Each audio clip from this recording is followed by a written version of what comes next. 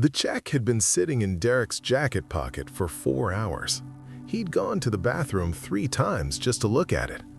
$8,500, made out to cash, signed by Gerald Hoffman, the contractor who'd hired him 6 months ago to inspect the foundation work on the Riverside Plaza project. Derek had found the cracks 3 weeks ago. Hairline fractures in the foundation's eastern wall. Nothing catastrophic yet, but in 5 years, maybe 10, the whole structure would start shifting. He'd documented everything, taken photos, written the report, and then Gerald had called him into his office yesterday. "Derek, I've been in this business 30 years, Gerald had said, leaning back in his leather chair. "These kinds of microfractures, they're in every building in this city. You know that." Derek had nodded, because it was partly true. "The engineers say we can patch it, reinforce it. Building will stand for 100 years. "Maybe," Derek had said. "Maybe," Gerald agreed. "But if you file that report as is, the city inspector's going to red tag the whole project. We're talking 18 months of delays, 67 families who won't have apartments. My company goes under." He'd paused. "And you never work in this state again." Then Gerald had slid the envelope across the desk. "Or," he'd said, "you file a revised report.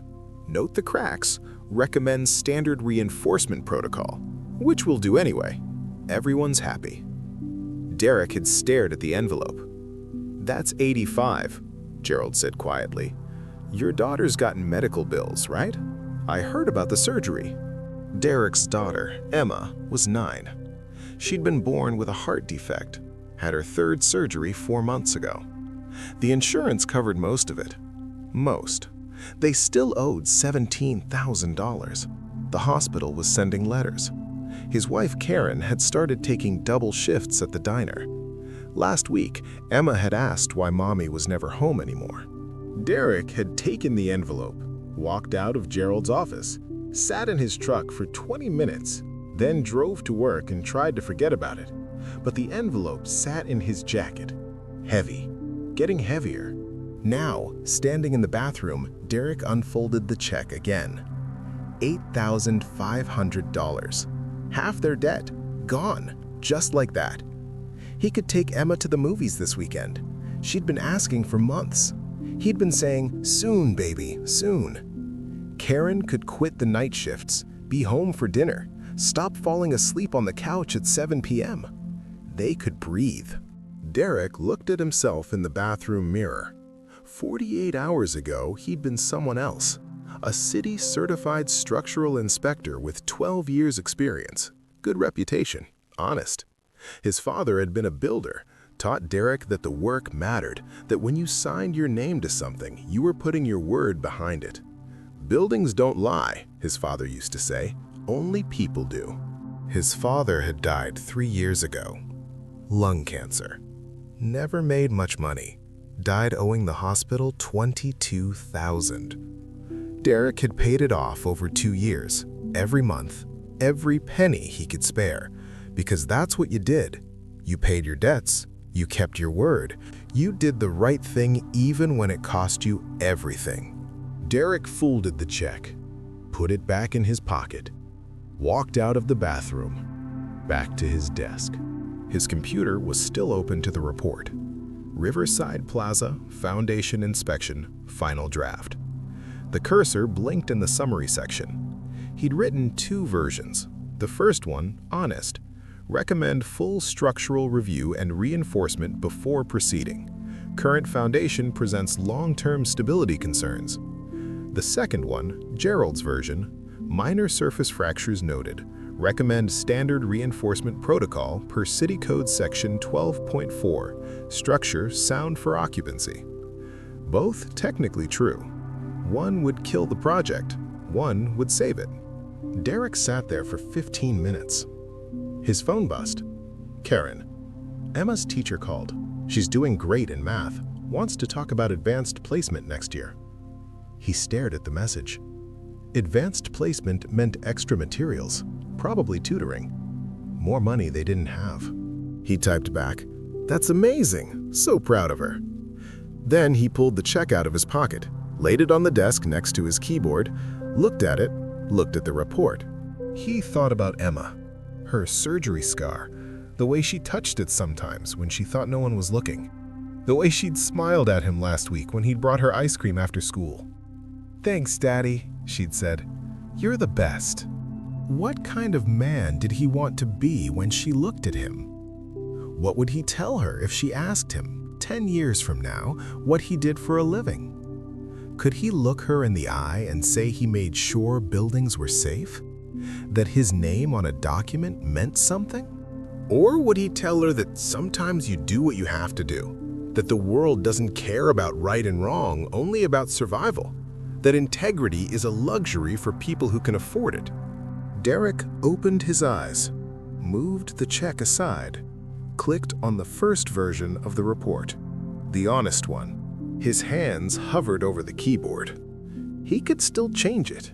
Delete this version, submit Gerald's, cash the check tomorrow. No one would ever know. Derek took a breath, typed his name at the bottom of the report, added his certification number, his signature. Hit send. The email went to the city inspector's office. 5 seconds later, his phone rang. "Gerald?" Derek didn't answer. It rang again. He turned it off. He sat there for a while. Then he picked up the check, looked at it one last time, tore it in half, then in half again, dropped the pieces in his desk trash can. Derek gathered his things, put on his jacket, walked out of the office. He'd probably be fired by morning, blacklisted by every contractor in the state, just like Gerald promised. He'd have to find new work, maybe in another city. Karen would be furious, scared. The hospital bills wouldn't go away. He got in his truck, sat there in the parking lot, stared at his hands on the steering wheel. They weren't shaking anymore. He thought about calling Karen, telling her what he'd done. But he didn't know what to say yet. Didn't know how to explain why he'd chosen this, why he'd thrown away $8,000 they desperately needed. He started the truck, drove toward home, stopped at a red light and watched people crossing the street. Families, kids, regular people living regular lives. None of them knew what he'd just done. None of them cared. The world kept spinning. He started the truck, drove toward home, stopped at a red light and watched people crossing the street. Families, kids, regular people living regular lives. None of them knew what he'd just done. None of them cared. The world kept spinning. When he pulled into his driveway, Emma was playing in the front yard. She saw him and ran over. "Daddy!" He got out of the truck. She crashed into him, wrapped her arms around his waist. "Mommy said you're gonna be so proud. I got picked for advanced math." Derek knelt down to her level, looked at her face, her mother's eyes, his father's smile. "I am proud," he said, "so proud." She grinned. "Can we celebrate? Can we go to the movies?" Derek's throat tightened. "Not this weekend, baby. Maybe next month." Her face fell a little. "Okay." Then she brightened again. "That's okay. We can play cards instead. You promised you'd teach me poker." "Yeah," he said. "Yeah, we can do that." She ran back to her toys. Derek stood up. Karen was watching from the porch. She could always read his face. "What happened?" she called. He walked up the steps, stood in front of her. "I need to tell you something," he said. She waited. "I might have just lost my job." Her face didn't change. "Why?" "Because I did my job," he said. Karen looked at him for a long moment. Then she reached out and took his hand. "Okay," she said quietly. "Then we'll figure it out." Derek nodded. They went inside. He helped her make dinner while Emma did homework at the kitchen table. They ate together, washed dishes, put Emma to bed. Later that night, Derek lay in bed next to Karen. She was already asleep. He stared at the ceiling. The hospital bills were still there.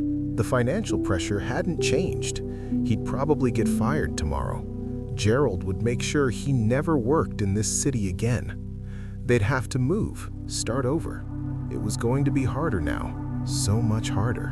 But when he closed his eyes, he saw Emma's face, her trust, her belief that her father was someone worth being proud of.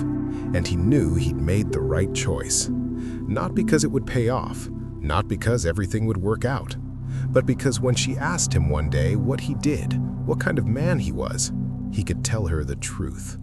Derek fell asleep. Not because he wasn't afraid, but because he could.